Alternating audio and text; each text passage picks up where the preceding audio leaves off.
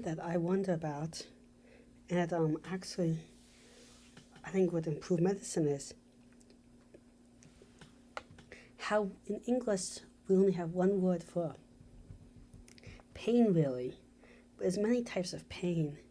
There's sensory pain, there's emotional pain, but there's also low thumping pain, there's intense stabbing pain, there's pain that comes with dizziness, there's pain that comes in swirls.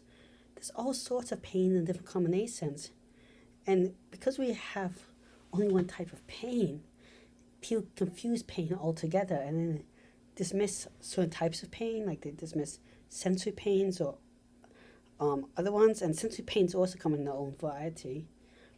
And then they kind of try to compare all pains with some people are really sensitive to one type of pain, like I'm sensory pain, but they're not sensitive to like physical pain. So there's a physical pain, and there's like tingle pain and stuff like that. And if we had more of a description of pain, maybe when a doctor asks you, how are you feeling on a 1 to 10 scale of pain, you could better describe your pain and they could better figure out, diagnose you with what you have.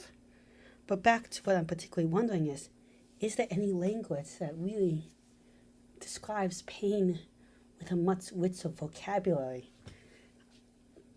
Maybe not, because maybe people, or maybe it's rare because people are very avoidant of pain and don't like talking about pain that much. Maybe there's a culture that likes talking about it for whatever reason. Maybe it's that to complain is part of the culture, which is not necessarily a bad thing. Or maybe it's a culture that's just more descriptive in that way. Or maybe you could even argue maybe a warrior culture is talking about physical injury more. Or maybe a culture that places emphasis on medicine. I don't know. It'd be interesting to figure out why they did it.